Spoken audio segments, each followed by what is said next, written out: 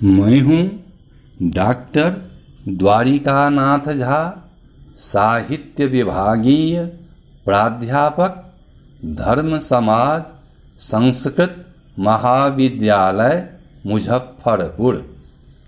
शास्त्री प्रथम खंड साहित्य प्रतिष्ठा के छात्रों के लिए प्रथम पत्र में निर्धारित पाठ्य ग्रंथ साहित्य दर्पण है।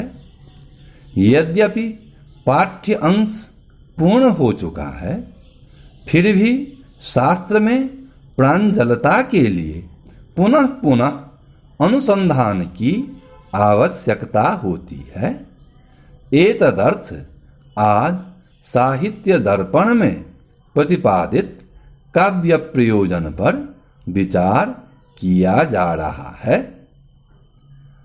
महाभाष्यकार पतंजलि कहते हैं कि प्रयोजन मनुद्देश्य न मंदोपि प्रवर्तते, अर्थात प्रयोजन के बिना मंद से मंद बुद्धि वाले भी किसी कार्य में प्रवृत्त नहीं होता। इसलिए पहले प्रयोजन की सिद्धि से अवगत हो जाता है, फिर कार्य में प्रवृत्त होता है। यह सामान्य नियम है। तदनुसार काव्य शास्त्र में प्रवृत्त होने के लिए प्रयोजन से अवगत हो जाना आवश्यक है। एतदर्थ आचार्य विश्वनाथ ने साहित्य दर्पण में सर्वप्रथम काव्य प्रयोजन का विवेचन किया है। यहाँ एक जिज्ञासा होती है कि साहित्य दर्पण में प्रतिपादित प्रयोजन तो साहित्य दर्पण का प्रयोजन है, फिर इसे काव्य प्रयोजन कहते हैं। इसकी संगति नहीं हो रही है। उक्त जिज्ञासा शांति हेतु साहित्य दर्पणकार आचार्य विश्वनाथ लिखते हैं कि अस्य ग्रंथस्य काव्यांगतया काव्य फलैरेव फलवत्वमिति काव्य फलान्याह, अर्थात यह ग्रंथ काव्य का अंग है। अंग से अंगी का ज्ञान होता है। कोई क्रिया अंग से की जाती है तो उससे अंगी का बोध होता है। जैसे कि कोई दान करता है तो दान तो हाथ से किया जाता है, किंतु बोध होता है उस व्यक्ति का। इसी प्रकार साहित्य दर्पण काव्य का अंग है। इसका जो प्रयोजन वह काव्य का प्रयोजन कहलाता है। इसलिए आचार्य विश्वनाथ ने साहित्य दर्पण में काव्य का प्रयोजन निम्न प्रकार से किया है। चतुर्वर्ग फल प्राप्ति सुखादल्पधियामपि काव्यादेव यतस्तेन तत्स्वरूपम निरूप्यते। चतुर्वर्ग या पुरुषार्थ चतुष्टय दोनों एक ही है। पुरुषस्य अर्थः पुरुषार्थः, अर्थात पुरुष का जो अर्थ अर्थात प्रयोजन वह पुरुषार्थ है। पुरुष का 4 ही प्रयोजन है: धर्म, अर्थ, काम तथा मोक्ष। काव्य एक ऐसी वस्तु है जिससे अल्प बुद्धि मानव को बिना किसी कष्ट साधना के धर्म, अर्थ, काम तथा मोक्ष रूप पुरुषार्थ चतुष्टय की प्राप्ति हुआ करती है। यह मानव मात्र का प्रयोजन है जिसकी प्राप्ति काव्य से होती है। इसलिए काव्य में प्रवृत्त होना चाहिए। काव्य से चतुर्वर्ग की प्राप्ति कैसे होती है? तो साहित्य दर्पणकार कहते हैं कि चतुर्वर्ग फल प्राप्तिर ही काव्य तो रामादिवत प्रवर्तितव्यम न रावणादिवत इत्यादि कृत्याकृत्य प्रवृत्ति निवृत्त्युपदेशद्वारेण सुप्रतीतैव।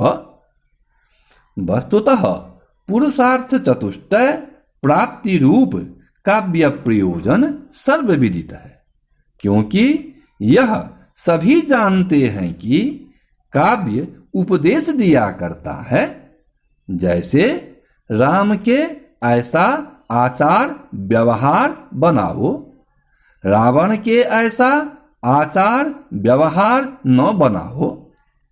काव्य का यह उपदेश कृत्य अर्थात धर्मादि रूप कर्तव्य कर्म की ओर हमारी प्रवृत्ति और अकृत्य अर्थात अधर्मादि रूप अकर्तव्य अकर्म की ओर से हमारी निवृत्ति का कारण है।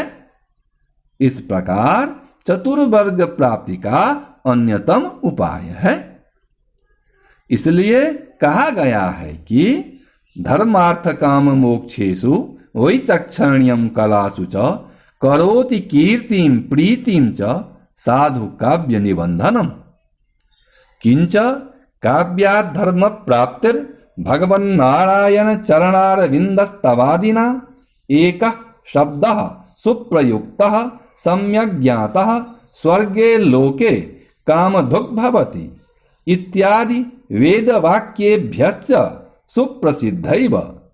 अर्थ प्राप्तिश्च प्रत्यक्ष सिद्धा काम प्राप्तिश्चार्थद्वारैव मोक्ष प्राप्तिश्चैतजन्य धर्म फलानुसंधानात् मोक्षोपयोगी वाक्ये व्युत्पत्त्याधायकत्वाच्च। अर्थात सत काव्य का अनुशीलन अथवा निर्माण एक ऐसी वस्तु है जिससे धर्म अर्थ काम तथा मोक्ष का तात्विक ज्ञान हुआ करता है, कलाओं में व्युत्पत्ति बढ़ा करती है, विदग्ध अथवा सहृदय होने का सुयश मिला करता है और उसकी प्राप्ति हुआ करती है, जिसे सहृदय का आह्लाद कहा जाता है।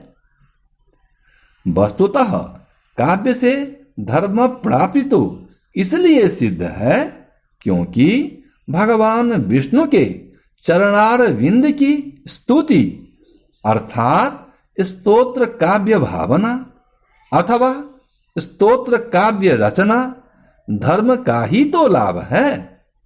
यहाँ एकः शब्दः इत्यादि वेद वाक्यों का प्रमाण भी दिया जा सकता है, जिसका तात्पर्य है कि एक ही शब्द विष्णुवाचक प्रणव अथवा ओंकार रूप शब्द वस्तुतः शब्द मात्र, क्योंकि समस्त शब्द अंततोगत्वा भगवत वाचक ही है, जिसका सोच समझकर प्रयोग किया जाए और ठीक ठीक अर्थ रहस्य समझा जाए तो क्या इहलोक और क्या परलोक दोनों से संबद्ध हमारे मनोरथों का पूरक हुआ करता है। काव्य से अर्थ प्राप्ति तो प्रत्यक्ष सिद्ध है कि काव्य पाठोत्तर प्रसन्नता से अर्थ प्राप्ति अथवा काव्य निर्माणोत्तर प्रकाशन से अर्थ प्राप्ति हुआ करता है। काव्य से कामरूप पुरुषार्थ की सिद्धि इसलिए संभव है क्योंकि जब काव्य से अर्थ लाभ हुआ तो उसके द्वारा काम पुरुषार्थ तो अवश्य ही प्राप्त होगा। काव्य मोक्ष प्राप्ति का भी साधन है क्योंकि काव्य के द्वारा सहृदय सामाजिक के हृदय में उस अनासक्ति योग की भावना भर जाती है जो काव्य संभूत धर्म आदि फल भोग के प्रति स्वाभाविक है। अनासक्ति योग ही मोक्ष प्राप्ति है। दूसरा, काव्य हमें मोक्ष शास्त्र संबंधी विषयों की व्युत्पत्ति उत्पन्न किया करता है, जिससे मोक्ष की प्राप्ति होती है। इस प्रकार पुरुष का जो प्रयोजन है धर्म अर्थ काम तथा मोक्ष वह काव्य से प्राप्त होता है। यही काव्य का प्रयोजन है।